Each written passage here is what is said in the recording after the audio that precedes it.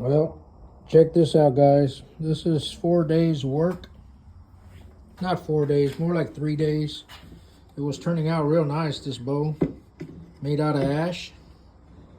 66 inches long.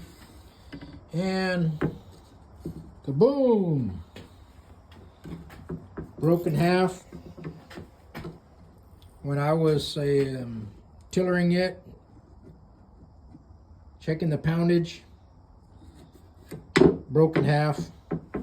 And now that I'm looking at it, if you can see that, had freaking termites.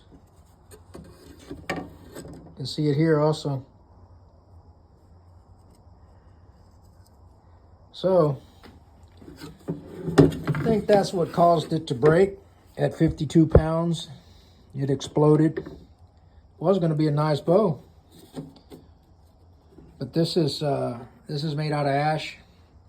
I bought this piece of wood here at the lumber store, and plus it's hard to determine if it has, you know, these little damn termites. You can't see it from the outside. It's perfectly smooth on both sides. But oh well. That's part of bow building. Some of them don't survive.